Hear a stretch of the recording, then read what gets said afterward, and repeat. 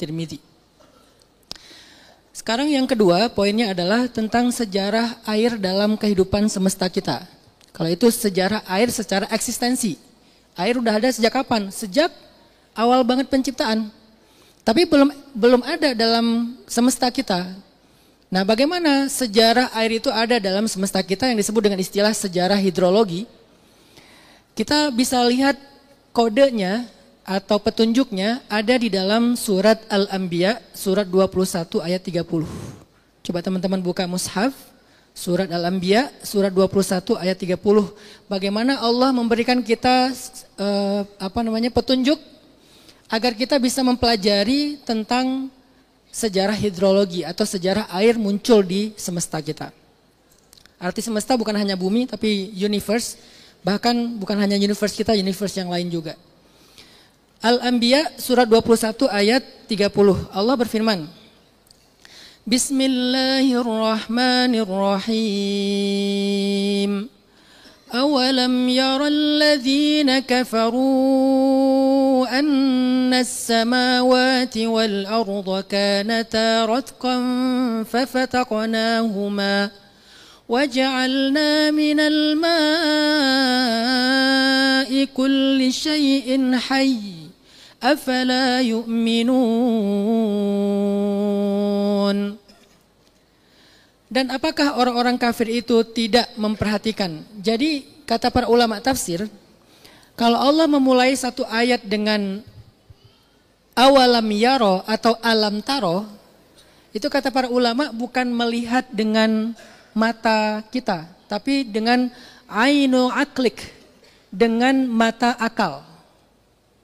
Jadi kalau Allah mengatakan alam taro, awalam yaro, itu tuh artinya kita disuruh berpikir dan disuruh membahasnya secara ilmiah, secara saintifik.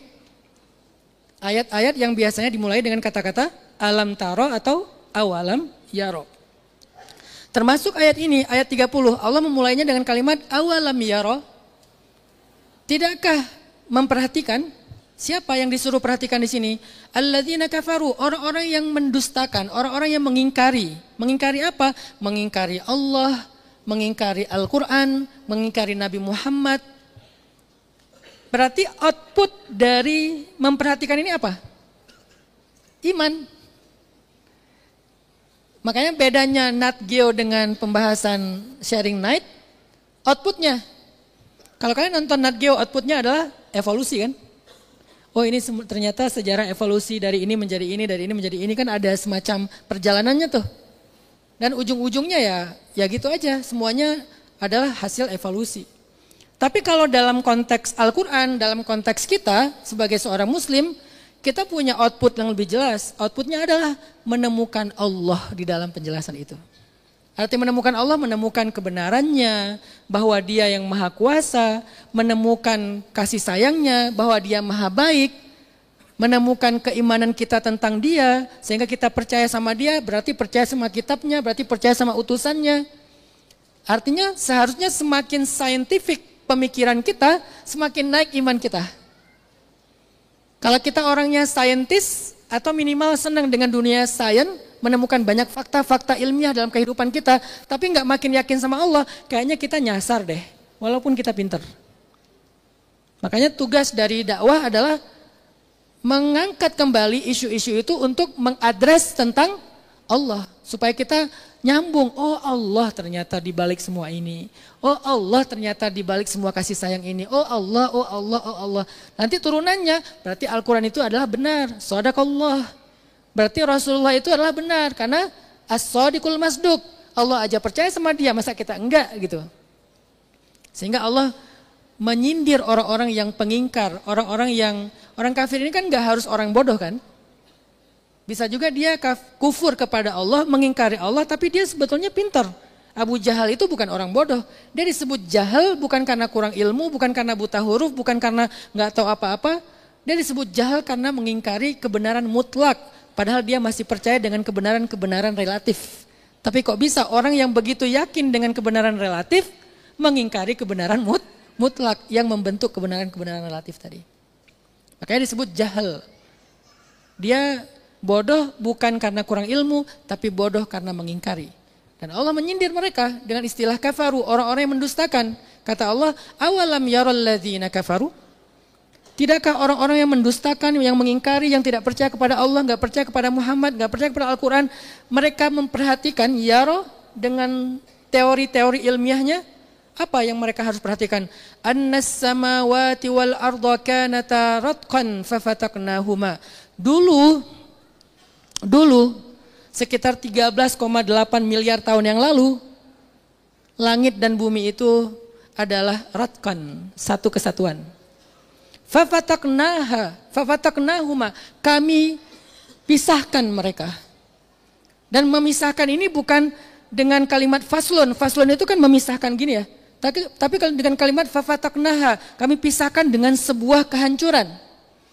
Yang kemudian, walaupun ini belum tentu 100% benar ya, tapi setidaknya ini adalah penjelasan yang masih kita pakai sekarang, dikenal dengan teori Big Bang. Saya nggak mengatakan bahwa ini teori satu-satunya yang benar yang bisa menafsirkan ayat ini, enggak. Karena tafsir ilmiah itu sifatnya harus dikembalikan ke kalimat Allahu a'lam. Allah lebih tahu maknanya. Cuman yang kita mengerti saat ini baru ini gitu ya. Kita nggak boleh langsung mengklaim ini yang paling benar. Nanti ternyata teori ini dibantah kemudian oleh sains berikutnya.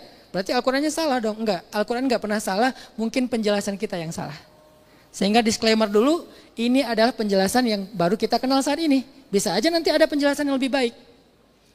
Fafataknahuma, kami pisahkan mereka dengan sebuah kehancuran atau dengan sebuah ledakan. Yang kemudian diistilahkan dengan teori Big Bang. Maka menjadi terpisahlah unsur-unsur bumi dengan unsur-unsur langit ini menjadi partikel-partikel kecil dan ringan yang dikenal dengan istilah hidrogen dan helium. Belum ada air. Karena air itu secara rumus kimianya adalah H2O. H-nya adalah hidrogen. O-nya oksigen. Udah ada belum oksigennya? Belum. Baru ada hidrogen sama helium, belum ada oksigen. Sehingga kalau belum ada oksigen secara penjelasan saintifiknya belum bisa membuat unsur molekul air. Akhirnya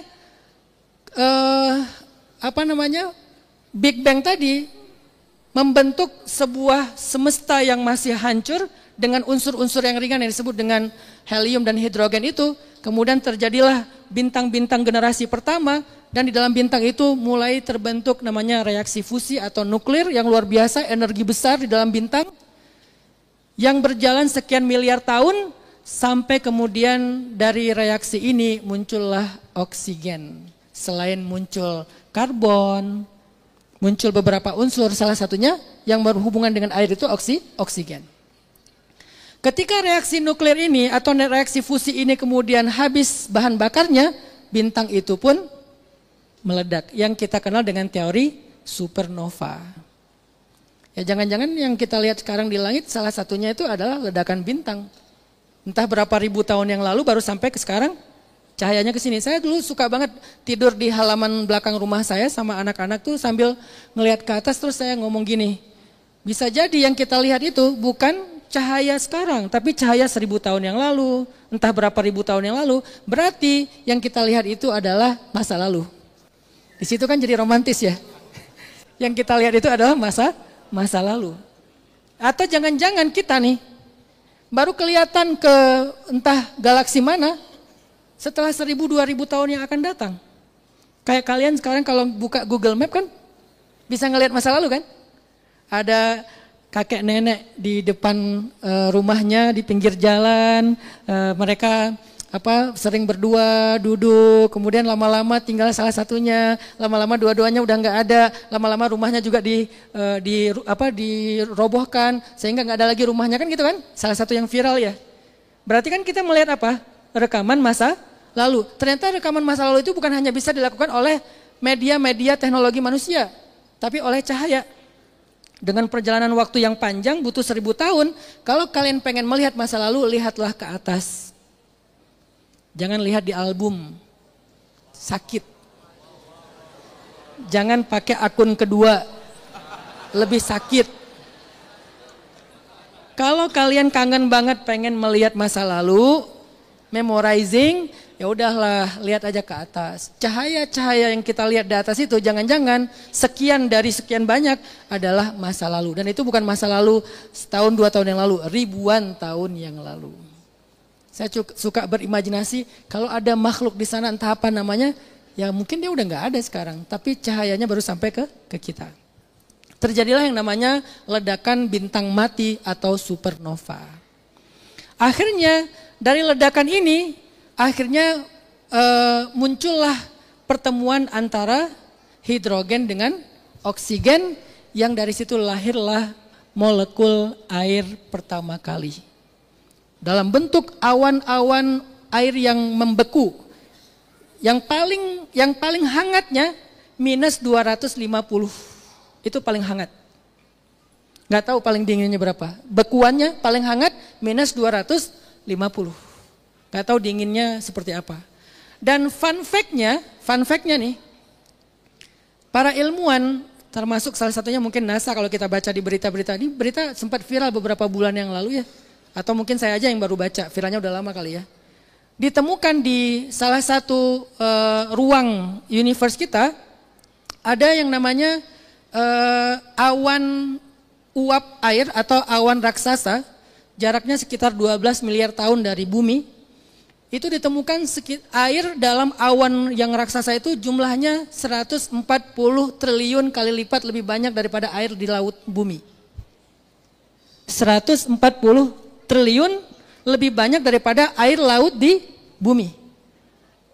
Apa istilahnya teh? Mengambang di tengah-tengah ruang universe kita dengan jumlah 140 triliun lebih banyak daripada air laut di bumi. Artinya kalau bumi dimasukin ke dalam awan itu, ke dalam air itu, bumi itu kayak kelereng doang yang dimasukin ke dalam lautan. Kebayang gak sih kita kalau tiba-tiba tenggelam di dalam awan raksasa, air yang menguap itu, yang bentuknya tapi masih beku ya. Ternyata jumlah air dari hasil supernova yang banyak banget bintang mati generasi pertama itu sangat tidak terbatas. Kenapa kita sering kehabisan air? Pertanyaannya, padahal jumlah air sangat banyak. Jumlah air di bumi itu banyak banget. Berarti kita bodoh. Gak ada jawaban lain. Karena udah ada tapi gak bisa ngambil. Ada yang bodoh, ada yang serakah. Dan serakah itu bagian dari kebodohan. Kita yang menyumbat sumbernya, bukan kekurangan air. Nggak ada cerita kekurangan air, air itu berlimpah. Di langit berlimpah, di bumi berlimpah. Lalu bagaimana air yang tadi ada di ruang universe kita bisa ada di bumi? Padahal tadinya bumi itu adalah gas yang panas yang tidak ada unsur airnya. Ternyata yang membawa air ke bumi itu dulu banget, sekitar 4 miliar tahun yang lalu adalah asteroid, komet, pokoknya benda-benda langit yang jatuh di bumi, bentuknya itu kayak kalau kalian lempar es batu di tanah, itu kan pecah tuh. Begitu udah cair, jadilah tanah itu basah. Begitulah awal air ada di bumi. Jatuh dari langit, Allah turunkan dari langit dengan bahasa dan kami turunkan dari langit. Ini penjelasan air pertama. Jadi nggak selalu kalimat di dalam Al-Quran kami turunkan air dari langit itu kita terjemahkan hujan saja. Sebelum ada hujan yang bentuknya qatratun minal ma, butiran-butiran air, ada hujan-hujan kolosal, hujan-hujan raksasa, hujan kosmik yang bukan bentuknya kecil-kecil, bentuknya kayak komet, bentuknya kayak asteroid, bentuknya kayak benda-benda luar angkasa yang luar biasa besarnya jatuh ke bumi dalam bentuk es yang minus 250 derajat tadi. Setelah dia kemudian mencair, jadilah air di muka bumi. Dengan jumlah yang laut, danau, sungai, sumur, keran, PDAM. Sehingga kata para ulama dan para saintis, tubuh kita ini mengandung satu unsur yang lebih tua daripada matahari, yaitu air. Di tubuh kita ini ada unsur yang lebih tua daripada matahari, karena matahari itu adalah bintang yang belakangan, bukan bintang yang awal, bukan generasi pertama. Sehingga para ulama membedakan antara penciptaan air dengan kejadian air.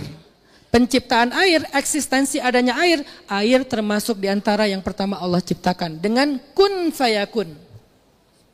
Dan itu sifatnya gaib, kita beriman saja.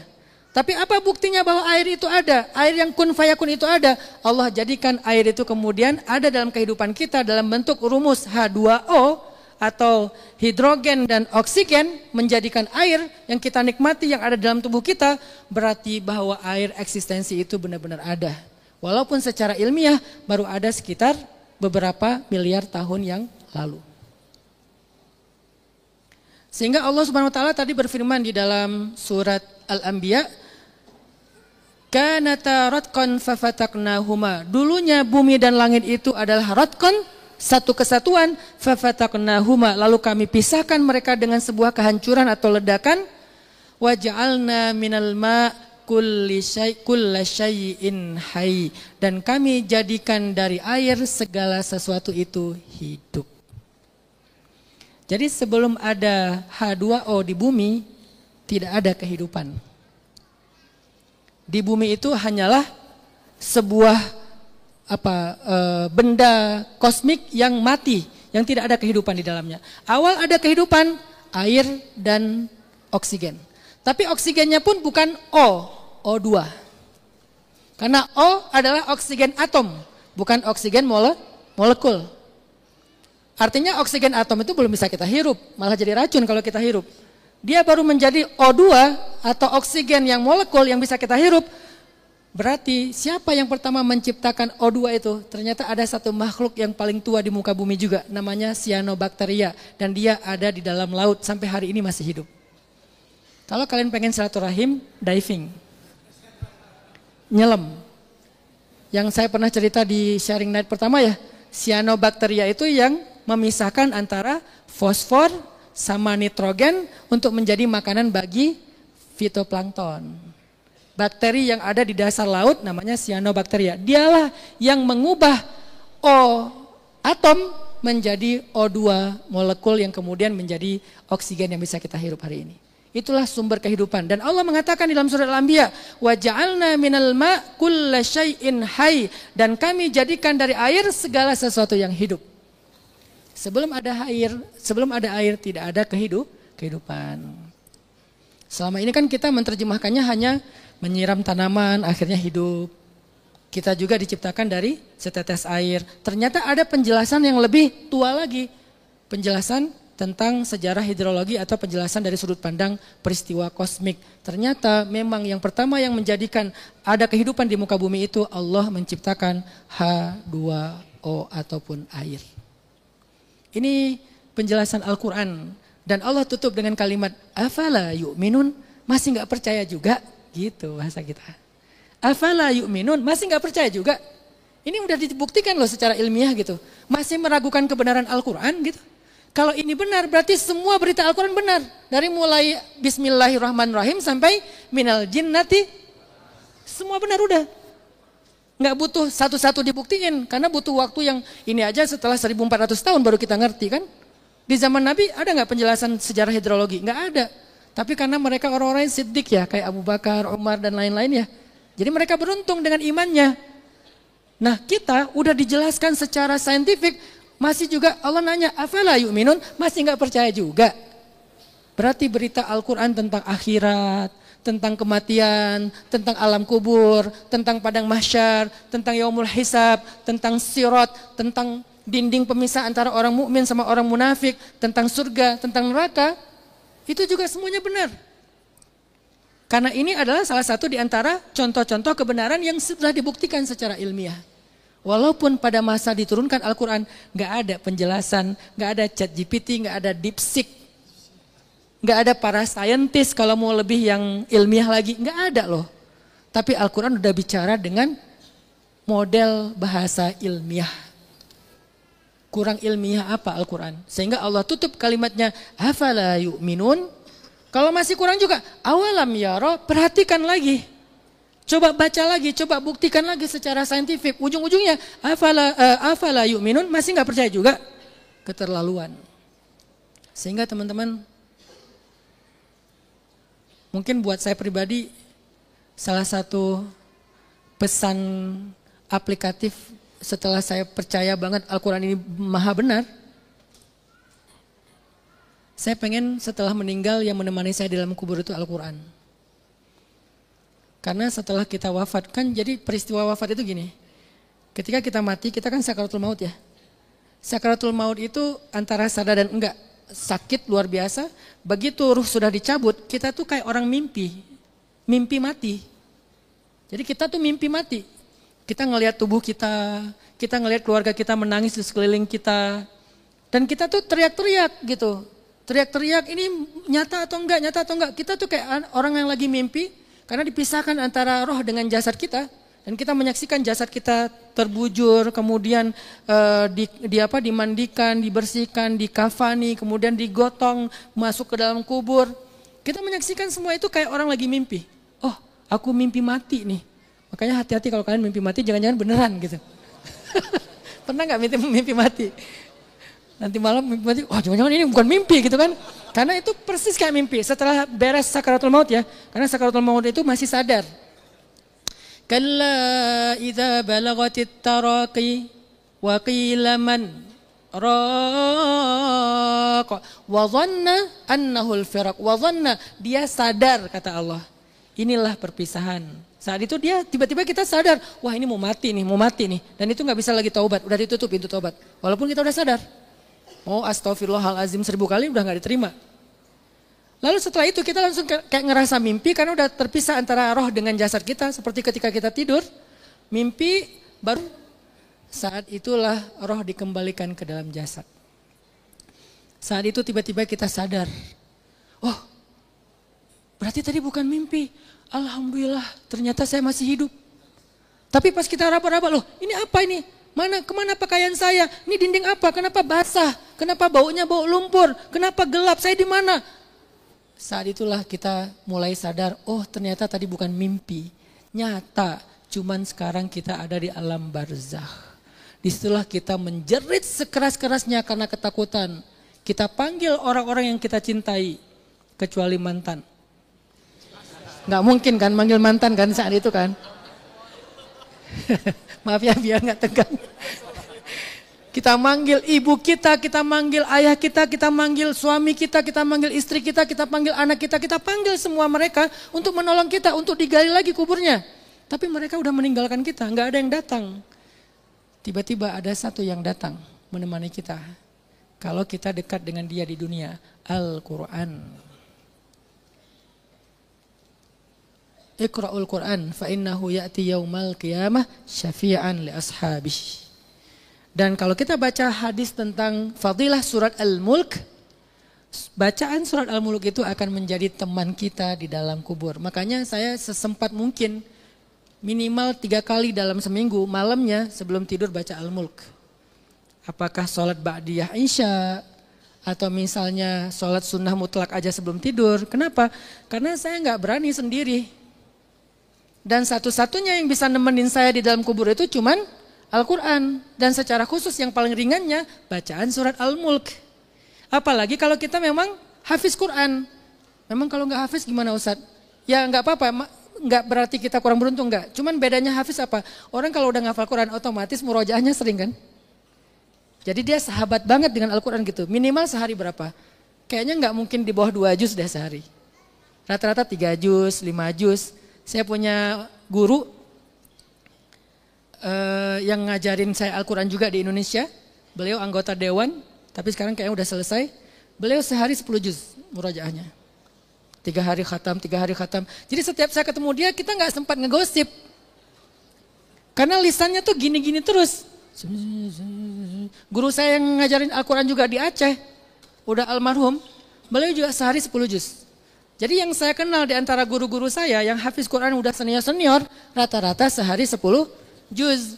Kita yang hafalannya belum banyak-banyak banget, 2 juz, 3 juz sesuai dengan jumlah hafalan. Gak mungkin 1 juz, apalagi cuma setengah juz, apalagi 1 lembar, apalagi kadang-kadang gak baca Quran berhari-hari, tunggu Ramadan. Itu yang membedakan para hafiz dengan yang bukan hafiz. Orang hafiz itu punya amanah, takut lupa hafalannya, dia murojaah, otomatis dia akrab sama Al-Quran. Kalau di dunia dia begitu akrab dengan Al-Quran, maka insya Allah Al-Quran akan jadi teman akrabnya di dalam kubur. Ada satu quotes yang saya suka tentang menghafal Quran. Ada seorang hafiz dari Lombok, saya nonton videonya di TikTok, dia bilang gini, kalau menghafal Al-Quran itu adalah ungkapan cinta, maka murojaah Al-Quran itu adalah bentuk kesetiaan. Jadi kalau orang rajin menghafal hafalan baru tapi nggak pernah murojaah, itu sama kayak orang selalu bilang aku cinta tapi dia nggak setia. Kan kita gampang kalau menghafal Quran itu kan ada sensasi ya. Oh hari ini dapat 1 lembar, 2 lembar, 1 surat, 2 surat, 1 juz, 2 juz kan gitu kan. Tapi nggak pernah murojaah, yang di belakang ketinggalan, lupa. Itu sama kayak orang yang suka bilang I love you, tapi nggak setia. Jadi menghafal ayat yang baru itu adalah I love you, ungkapan cinta. Memurojaah, menjaga hafalan adalah bentuk kesetiaan. Jadi kalau kita setia dengan Al-Quran di dunia, Al-Quran akan setia kepada kita kelak di alam kubur. Ini pesan praktis buat saya pribadi. Ketika saya menemukan ayat-ayat saintifik ini benar. Semakin yakin saya kepada Al-Quran, wah kayaknya saya harus pegang nih Al-Quran di dunia sampai dalam kubur. Lalu bagaimana nanti kalau datang malaikat mungkar dan nakir? Malaikat itu akan bertanya kepada teman kita ini nih, kamu siapa? Kenapa kamu di sini? Kata teman kita ini, saya adalah Al-Quran yang dia baca selama hidupnya dan saya tidak akan pernah berpisah dengan dia lagi sampai hari kiamat. Lalu Al-Quran akan menenteramkan kita, nyuruh kita duduk, kemudian dia akan menenangkan hati kita sehingga kita bisa menjawab pertanyaan malaikat mungkar nakir dengan tenang. Setelah itu dia akan menemani kita, para malaikat akan membentangkan tempat tidur yang empuk dari permadani, dari sutra untuk kita sehingga nim naumata arus kata malaikat, tidurlah kamu seperti tidurnya pengantin sampai hari kiamat. Salah satunya fadilah dari Al-Quran. Jadi kalau kalian setia banget nongkrong bareng temen, kalian harus lebih setia lagi nongkrong bareng Al-Quran, murojaah. Kalau belum punya hafalan, ya tilawah. Antara dua, kalau nggak tilawah ya murojaah. Nggak apa-apa kalau kalian belum, Ustadz kami belum hafiz, nggak apa-apa tilawah aja. Harus setia nongkrong, kan kita setiap hari nongkrong bareng teman. Setiap hari kita scrolling, kalau kalian rajin scrolling, kalian rajin nongkrong bareng teman, maka coba berikan waktu yang sama juga, minimal sama untuk kalian nongkrong bareng Al-Quran. Kalau nggak bisa murojaah, karena murojaah lebih asik sebetulnya. Kenapa saya bilang murojaah lebih asik? Bisa sambil sholat. Kalau baca kan kita sambil sholat agak kagok ya. Tapi kalau murojaah sambil sholat itu beda tuh rasanya tuh. Allahu Akbar. Sholat sunnah tapi jangan sholat wajib. Kasihan makmum nanti bubar masjidnya. Sholat sunnah sendiri. Baca berapa lembar. Nanti misalnya kalau murojaahnya sambil sholat itu setengah juz itu nggak lama loh. Kerasa kayak cepat gitu. Tapi kalau kita tilawah itu kan apalagi sebelahnya nih nyala gini kan. Lagi tilawah tiba-tiba notifikasi, wah udah kacau itu. Sedangkan kalau murojaah sambil sholat, kita tuh kayak nggak pengen cepat-cepat beres, karena energi sholat itu memang berkah sih. Oke, itu hanya pesan sederhana buat saya sendiri, semoga juga bermanfaat buat kalian. Sehingga jadikanlah Al-Quran teman setia kalian di dunia, karena dia maha benar, kebenarannya saintifik, sudah dibuktikan secara ilmiah, salah satunya yang tadi kita baca, sehingga kalau dia benar tentang ini, dia benar tentang segalanya. Termasuk tentang kubur, tentang padang mahsyar, tentang apapun lah. Apalagi yang membuat kita bingung, kita udah punya kebenaran mutlak loh di tangan kita, dan kita beruntung sebagai muslim punya itu. Kenapa nggak kita pakai aja untuk kehidupan kita dunia dan akhirat? Kalau uang bisa menyelamatkan kalian di dunia, dari kemiskinan, dari kelaparan, Al-Quran menyelamatkan kita dunia dan akhirat. Dunia cuma 60 tahun, akhirat abadi selama-lamanya. Jadi kalau uang ada dicari dengan segala macam, main Bitcoin lah. Karena anak-anak muda sekarang senang Bitcoin kan ya? Termasuk saya. Nabung Bitcoin segala macam, nonton Timothy segala macam kan ya? Kalimah Sada. Oke. Saya juga nonton dia soalnya. Tapi jangan lupa itu cuma nyelamatin kalian di dunia. 60 tahun doang. Tapi Al-Quran nyelamatin kalian selama-lamanya di akhirat. Dunia dan akhirat. Jadi harus balance. Yang idealnya sih bukan balance ya. Al-Quran lebih. Cuman ya untuk kapasitas kita balance saja udah bagus lah. Oke, ini ayat tentang sejarah hidrologi. Dari mulai ledakan fafataknahuma apapun teorinya. Allahu alam, cuman sekarang yang kita baru kenal baru teori Big Bang, sampai wa ja'alna minal ma'i kulla syai'in hayy. Kami jadikan dari air segala sesuatu itu menjadi hidup. Muncullah air di bumi dan di semesta. Ini poin yang kedua. Poin yang ketiga, teman-teman yang dirahmati Allah SWT. Sekarang kita bicara tentang siklus air. Setelah air ada di bumi, maka kemudian air itu menjadi punya sebuah siklus, namanya siklus hidrologi. Air di tanah, kok bisa jadi hujan? Bagaimana dia terjadi? Kita coba buka firman Allah di dalam surat An-Nur ayat 43.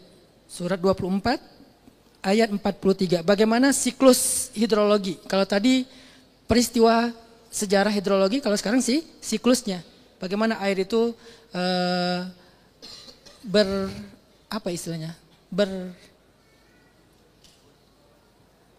bersiklusnya apa?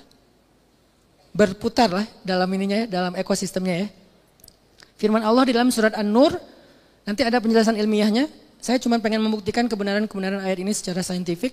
Surat An-Nur surat 24 ayat 43. Allah Subhanahu wa taala berfirman. Bismillahirrahmanirrahim. Alam tara anna Allah yuzji sahaban thumma yu'allifu bainahu thumma yaj'aluhu rukama فترى الودق يخرج من خلاله وينزل من السماء من جبال فيها من برد فيصيب به من يشاء ويصرفه عن من يشاء يكاد سنا برقه يذهب بالأبصار.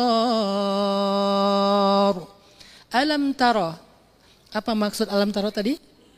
Kita disuruh memperhatikan secara ilmiah, secara saintifik. Bukan cuma disuruh ngelihat doang. Makanya kita sebagai dai juga, para ustadz, memang harus membuktikan ini secara ilmiah juga. Walaupun bukan kita penemunya. Kita hanya bisa membandingkan dengan bacaan-bacaannya. Supaya apa? Bisa melihat dengan penglihatan akal. Kalau bahasa ulama, lihatlah dengan ainu aklik, dengan mata akalmu, dengan mata ilmumu, yaitu kajian sains. Allah berfirman, alam taro anallah yuzji sahaban. Tidakkah engkau memperhatikan secara sains bagaimana Allah Subhanahu wa taala yuzji sahaban, izja. Saya nggak mau terjemahin dulu kata izja. Saya cari di kamus bahasa dan juga tafsir bahasa. Apa makna izja? Yuzji itu al-izja as-sauq qalilan. Izja itu adalah menggiring sedikit demi sedikit. Itu arti izja. Jadi kalau bahasa ulama, izja us-sair fil ibil ar-rifqu biha hatta tasiru syai'an fa syai'an summa yu'allif bainah. Jadi izja us-sair atau melakukan izja dalam perjalanan itu artinya sebuah proses untuk menuntun onta-onta satu demi satu secara perlahan-lahan. Itu makna izja. Apa penjelasan ilmiah tentang izja? Karena Al-Quran itu kan menggunakan diksi itu sangat hati-hati ya. Jadi nggak asal menggunakan doang gitu. Kenapa nggak? Alam tara annallaha yasuqu sahaba. Allah bisa aja menggiring awan. Ternyata izja ini adalah sebuah proses yang secara ilmiah disebut dengan istilah apa ya istilahnya ya? Istilah ilmiahnya tuh evapotranspirasi. Evapotranspirasi diambil dari dua istilah. Pertama evaporasi dan yang kedua transpirasi. Apa itu evaporasi? Kalian mungkin sebagian udah tahu karena anak-anak mungkin di sini ada anak Unpad, anak ITB ya. Evaporasi itu adalah menguapnya air karena faktor panasnya matahari dari laut, danau, sungai dan permukaan bumi. Sedikit demi sedikit. Jadi satu tetes, bukan satu tetes malah, lebih kecil dari satu tetes, itu yang disebut dengan izja. Dia dikumpulkan atau digiring sedikit demi sedikit, qalilan fa qalilan. Jadi bukan yang digiring banyak. Kalau digiring banyak namanya yasuk. Jadi kita seorang driver, bahasa Arabnya driver itu apa? Sa'iq. Kenapa? Yasukus sayyarah. Driver itu namanya sa'iq. Kenapa disebut sa'iq? Karena dia menggiring atau membawa. Tapi yang dia bawa itu bukan sesuatu yang kecil, sesuatu yang besar, lebih besar daripada dirinya, yaitu sayyarah, kendaraan yang di dalamnya ada barang, ada orang, namanya yasukus sayyarah. Dan orang yang membawa sayyarah itu dalam bahasa Arab disebut sa'iq. Bahasa kita mungkin supir. Kenapa Allah nggak pakai istilah yasuk? Membawa awan. Karena yang dibawa itu jumlahnya kecil, sangat-sangat kecil dan sedikit demi sedikit. Yang dalam bahasa ekologi disebut dengan evaporasi dan transpirasi. Disingkat menjadi transpirasi. Evaporasi adalah ketika menguapnya air laut, danau, sungai, dan bahkan air-air yang ada di permukaan bumi menguap ke atmosfer. Sedangkan transpirasi menguapnya air dari bernafasnya daun-daun atau pohon-pohon. Karena pohon-pohon atau daun itu dia mengeluarkan air dalam bentuk nanospray yang kita nggak bisa ngelihat. Dan mungkin beberapa uji lab ilmiahnya tuh coba aja nanti di rumah kalian ambil plastik, kemudian kalian karungkan menutupi daun-daun di tanaman 1 malam aja. Besok plastiknya pasti berembun. Bahkan kalau airnya banyak sampai ditampung di dalam plastik gitu kan ya. Itu namanya transpirasi. Air yang keluar dari celah-celah daun dalam bentuk nanospray. Dan itu menguap naik ke atmosfer, dalam bahasa Al-Quran disebut dengan proses izja sahaban. Sedetail itu Al-Quran menggunakan istilah. Dan ini bisa ketemukan, bisa kita fahami kalau kita membaca tafsir lughah. Karena tafsir juga punya banyak tema. Kalian kalau baca tafsir misalnya kayak Ibnu Katsir, dia tafsirnya tafsir hadis. Kalian baca tafsir apa nanti? Tafsir fikih, tafsir akidah, tafsir sejarah gitu kan. Kayak At-Tabari itu kan banyak tafsir tentang kisah-kisah gitu. Tapi kalau kalian baca tafsir bahasa, dia akan bahas kata demi kata. Bahkan di Al-Azhar ketika saya dulu sempat baca materinya S2, saya S2-nya bukan di Al-Azhar tapi di kampus di Mesir juga, masih di bidang tafsir. Kita dikasih satu kitab namanya Mughnil Labib tentang penggunaan alfadzul Quran, diksi-diksi Al-Quran. Jadi kenapa Al-Quran pakai dzalika, kenapa pakai hadza, kenapa pakai huruf ini, kenapa pakai huruf itu. Jadi detail banget gitu Al-Quran teh. Nah ternyata dalam tafsir itu dijelaskan, kayak waktu saya menjelaskan tentang makna asma. Ketika Allah mengajarkan kepada Adam asma, ternyata dalam tafsir Ibnu Abbas dikatakan zawataha wa af'alaha. Yang disebut dengan asma itu adalah spesiesnya dan peran ekologisnya. Tapi kalau kita baca di terjemah, asma itu cuma nama. Jadi kalau kalian baca Al-Quran pakai terjemah doang, maka kalian akan memahami kalimatnya wa'allama adamal asma'a kullaha. Allah mengajarkan nama-nama kepada Adam semuanya. Yang kita bayangin apa? Nama manusia, nama hewan, kan gitu doang ya. Karena cuma pakai terjemah. Tapi kalau kita pakai tafsirnya Ibnu Abbas, ternyata bukan cuma nama, tapi ada jenis-jenis spesiesnya dan juga peran ekologis dari setiap spesies itu. Saya kasih contoh waktu itu adalah peran fitoplankton sama peran lebah. Ternyata itu semuanya diajarkan kepada Ibnu Abbas. Sedalam itu penggunaan bahasa Al-Quran. Nah sekarang Allah menggunakan istilah izja. Alam tara annallaha yuzji sahaba. Bagaimana Allah kemudian menggiring atau mengumpulkan menjadi sahaban, menjadi awan dari bukan butiran bahkan. Dari air-air yang sangat kecil yang ada di bumi, baik di laut, di sungai, di danau, di permukaan bumi, atau di dalam daun yang dikenal dengan proses evapotranspirasi. Naik ke atmosfer menjadi sahaban.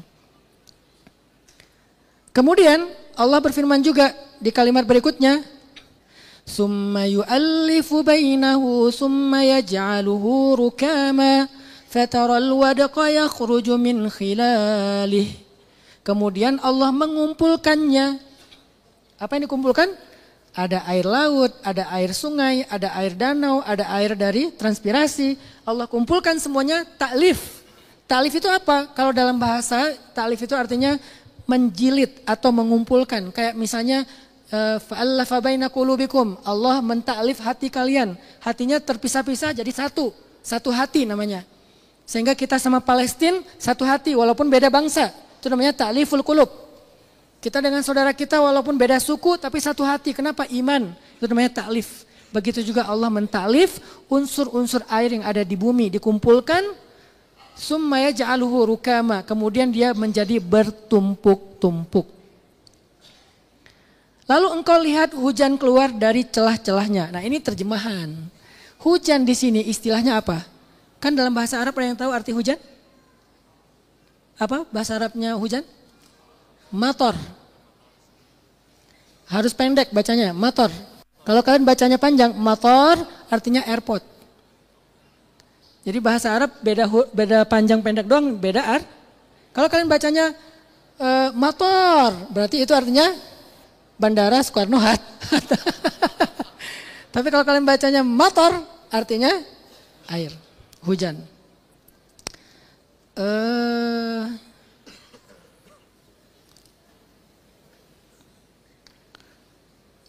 Mana tadi teh? Fatarul wadaqa yakhruju min khilali, dan kalian melihat al-wadaqa. Apa itu al-wadaqa? Al-wadaqa dalam bahasa Arab, al-wadaqu huwa haditsatun bai'iyah syadidah yumkin an tusabbaba idraran khatirah. Al-wadaqa adalah sebuah haditsah bai'iyah, proses ekologis. Jadi bukan sekedar air, tapi airnya itu adalah proses ekologis yang luar biasa, yang dalam bahasa lain disebut dengan istilah syahnatul kahrubaiyah. Proses ekologis dari air yang menghasilkan listrik. Itu namanya wadaqah. Jadi ini belum jadi air hujan nih. Kalau udah jadi air hujan nanti namanya alma, al-matar ya. Tapi ini masih wadaqah. Airnya itu masih ada unsur negatif dan positif. Di awan apa itu namanya? Cumulonimbus. Itu awan yang bentuknya, nah itu dijelaskan di ayat yang tadi, awan yang cumulonimbus itu istilahnya apa? Istilahnya wa yunazzilu minas sama'i min jibalin, dan turunlah dari langit itu air dari awan-awan yang bentuknya seperti gunung. Awan-awan yang bentuknya seperti gunung, saking gedenya awannya. Dan awan itu di bagian atas bawahnya itu memiliki unsur energi listrik yang berbeda, plus minus. Ketika terjadi turbulensi di dalam awan itu karena angin, maka melahirkan energi listrik yang kita kemudian lihat dalam bentuk barqa, dalam bentuk kilat, dan kemudian sa'd dalam bentuk petir. Bahkan dijelaskan di sini, yakadu sana barqihi yadhhabu bil absar.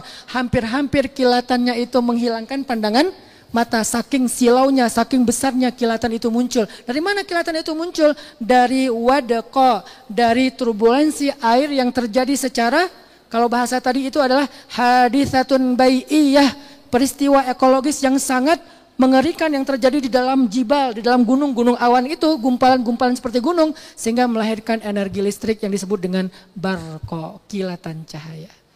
Ini Al-Quran loh yang ngomong. Kita hanya perlu menjelaskannya dalam sudut pandang ilmiah. Sedetail itu cuma satu ayat. Bagaimana proses hujan itu turun. Kemudian kata Allah, yang turun dari langit itu bukan cuman air tapi juga mimbarodin, air yang masih dingin. Dan dinginnya itu sebagiannya masih dalam bentuk es. Dan kalau lebih dingin lagi namanya thalj. Thalj jadi bahasa Indonesia salju. Karena kita susah bilang tha, jadilah sin. Ada thalju, susah ya? Ada salju. Sal itu bahasa Arab. Thalj, tha lam jim, thalj. Orang Arab jarang bilang salju, jarang. Itu mah Indonesia banget lah pokoknya. Kalau mau agak-agak natif ngomongnya bukan salju, bukan thalj.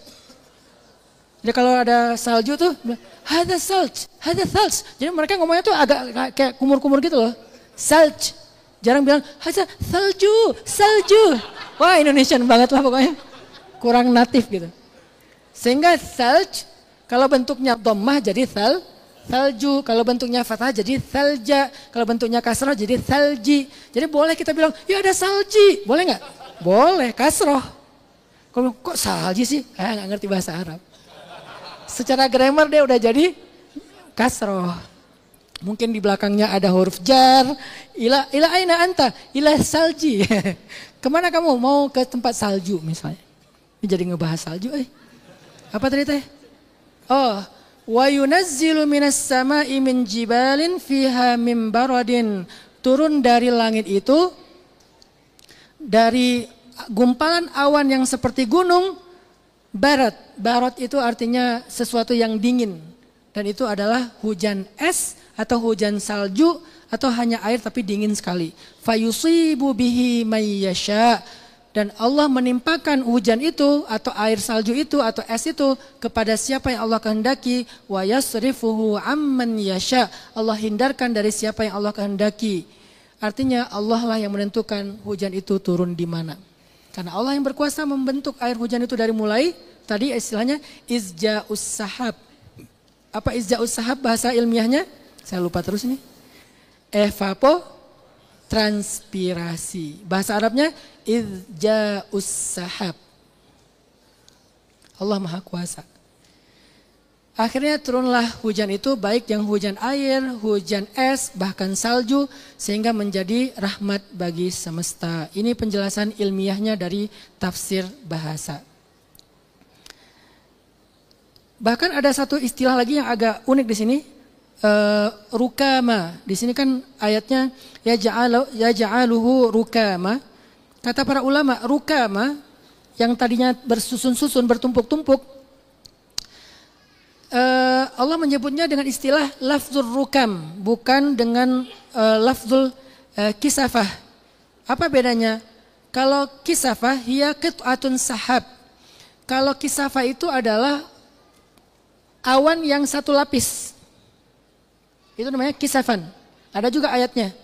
Tapi kalau awannya yang berlapis-lapis seperti gunung, itu namanya bukan kisafan, tapi rukaman, bertumpuk-tumpuk. Dan itu yang tadi kita istilahkan dengan nimbus. Maaf ya bukan buat ahlinya, saya lupa wae dengan istilahnya. Itu yang diistilahkan dengan nimbus, awan yang bertumpuk-tumpuk. Dalam bahasa Al-Quran disebut dengan rukama, bukan kisafan. Kalau kalian ngelihat awan yang gak terlalu bertumpuk-tumpuk dan hujannya lama atau gerimis, itu istilahnya kisafan. Kalau kalian lihat awannya numpuk gede, gelap, dan hujannya deras tapi nggak lama, berarti itu namanya istilahnya rukama. Dua-duanya diistilahkan di dalam Al-Quran dengan jenis hujan yang berbeda. Pelajarannya adalah hujan itu adalah rahmat yang dibawa oleh angin, dan angin itu adalah busyra. Allah Subhanahu wa taala berfirman di dalam surat Al-A'raf surat ke-7 ayat 57. Wa huwallazi yursilur riyaha busyran baina yaday rahmatih. Allah lah yang meniupkan angin, bukan meniupkan ya, yang mengirim. Allah lah yang mengirim angin sebagai kabar gembira mendahului datangnya rahmat Allah. Ternyata di dalam ayat ini angin adalah simbol kabar gembira, sedangkan hujan simbol kasih sayang Allah Subhanahu wa taala.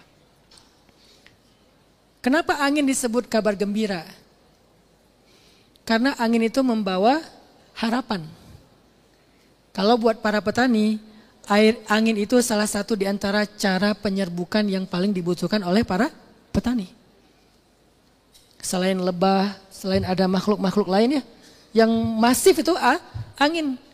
Bahkan angin itu yang membawa, kalau terjadi kebakaran hutan di Afrika, lalu sampah-sampah organik yang sudah menjadi arang di Afrika itu diterbangkan oleh angin ke negeri-negeri yang lain sebagai pupuk alami, namanya fosfor. Siapa yang membawa itu? Angin. Sehingga Allah mengistilahkan angin itu kabar gembira. Tugas kita mencari tahu secara saintifik kenapa angin disebut kabar gembira. Oh ternyata dia penyerbukan. Oh ternyata dia yang membawa fosfor dari hutan-hutan yang terbakar secara alamiah. Karena itu bagian dari recovery alam secara ekologis. Angin yang bawa. Sedangkan hujan, kenapa nggak disebut kabar gembira? Kenapa disebut rahmat? Karena sudah ada hasilnya. Hujan itu yang kemudian menjadi kesuburan bagi tanah. Tumbuh tanaman, kita minum airnya, ternak-ternak minum airnya. Belum lagi nanti hujan itu membersihkan atmosfer kita dari polusi. Sehingga kalau habis hujan kita hirup udara itu kan segar banget ya. Beda dengan sebelum hujan. Bukan karena cuma dingin, tapi udah bersih banget tuh setelah hujan. Jadi Allah tuh bantu kita bersih-bersih di atmosfer. Kita kadang-kadang ngerasa udah bersih-bersih di darat aja dikit nih. Habis bersihin ruang kelas, bersihin masjid, bersihin kamar, bersihin rumah, udah merasa paling berjasa kan? Minta dihargai kan? Ini aku loh yang bersihin. Padahal bersihin cuma dikit. Allah tuh setiap harinya ngebersihin atmosfer kita. Allah tanya kita, "Fabi ayyi ala'i rabbikuma tukadziban? Afala yu'minun?" Masih enggak beriman juga. Jadi kita ketika turun hujan, karena kita percaya dia sebagai sebuah kebaikan atau kasih sayang Allah, maka Nabi mencontohkan kepada kita untuk berdoa, Allahumma sayyiban nafi'a. Dan itu juga alasannya, kenapa ketika turun hujan doa itu mustajabah. Kenapa? Karena turun hujan itu adalah turun rahmat. Ibaratnya nih, ada orang kaya lagi keluar rumah, lagi bagi-bagi duit nih. Gitu kan? Tiba-tiba ada pemulung, ada tukang bersih-bersih jalan, semua yang di jalan itu pas ngeliat lagi bagi-bagi duit, ya buruan datang, mumpung dia lagi bagi-bagi. Kalau kalian datang dia lagi nggak bagi-bagi, susah mintanya. Kalau mumpung dia lagi bagi-bagi, minta aja pasti dikasih. Nah ketika turun hujan, analoginya gitu, Allah lagi bagi-bagi rahmat. Minta, jangan pas turun hujan malah bikin konten. Estetik. Gak apa-apa, doa dulu tapi. Kita kan otomatisnya ngonten, bukan otomatis doa. Padahal Allah lagi bagi-bagi rahmat. Mumpung bagi-bagi rahmat, ya Allah, fulus. Boleh. Jodoh, boleh. Iman boleh. Ampunan boleh. Minta apa aja di antara rahmat-rahmat Allah, duniawi atau ukhrawi. Mumpung lagi bagi-bagi. Jadi kita sering banget loh dapat momen-momen berharga di mana Allah lagi bagi-bagi rezeki. Harusnya kita pakai buat meminta. Salah satunya ketika turun hujan. Itulah kenapa Allah menyebutkan hujan itu sebagai rahmah. Satu, karena memang dia bermanfaat. Kedua, karena dia memang membersihkan. Dan yang ketiga, itulah waktunya Allah memberikan apa yang kita minta. Sehingga salah satu doanya, Allahumma sayyiban nafi'an. Maka teman-teman yang dirahmati Allah, semoga penjelasan-penjelasan ini walaupun sifatnya sangat parsial, bisa kembali mengingatkan kita tentang kebesaran Allah, yang Allah tanya juga di dalam Al-Quran tadi, misalnya di surat Al-Waqi'ah. Afara'aitumul ma' alladhi tashrabun. Coba kamu perhatikan, ra'aitum, memperhatikan dengan sains. Afara'aitumul ma' air alladhi tashrabun. Yang kalian minum itu. Antum anzaltumuhu minal muzni am nahnul munzilun. Apakah kalian yang menurunkannya dari muzni? Muzni itu juga istilah untuk awan. Nanti kita bahas kapan-kapan kenapa pakai istilah muzni, kenapa enggak pakai istilah sahab. Apakah kalian yang menurunkannya dari awan atau ada istilah mu'sarat? Minal mu'sarati ma'an sajjaja. Kenapa enggak pakai sahaban ma'an sajjaja? Ada istilahnya. Allah tanya sama kita minum air, itu kan Allah yang turunkan secara siklus hidrologi tadi kan? Antum anzaltumuhu am nahnul munzilun. Apakah kalian menurunkannya dari langit atau kami yang menurunkan? Kami bisa aja membuat dia itu nggak bisa kalian minum. Supaya kalian bersyukur. Atau Allah tanya di akhir surat Al-Mulk. Qul ara'aytum in asbaha ma'ukum ghawra faman ya'tikum bima'im ma'in. Coba kalian perhatikan, lagi-lagi perhatikan bagaimana jika sumur kalian menjadi kering, sungai kalian menjadi kering, danau kalian menjadi kering, tanah kalian menjadi kering. siapa yang mendatangkan untuk kalian air? Jadi membahas tentang air adalah belajar mengenal Allah dengan segala kekuasaan dan kasih sayangnya. Mulai sekarang setiap kali kalian melihat air, temukanlah Allah dengan kekuasaan dan kasih sayang di dalamnya. Selain respect. Karena air adalah makhluk yang paling tua yang ada di semesta. Allahu alam, barakallahu fikum. Saya kira demikian aja. Billahi taufiq wal hidayah. Wassalamualaikum warahmatullahi wabarakatuh. Waalaikumsalam warahmatullahi wabarakatuh. Masya Allah, tabarakallah. Jazakallahu khair kepada guruna kita Ustaz Rataki. Terima kasih banyak. Selepas ini kita akan melaksanakan ibadah salat isya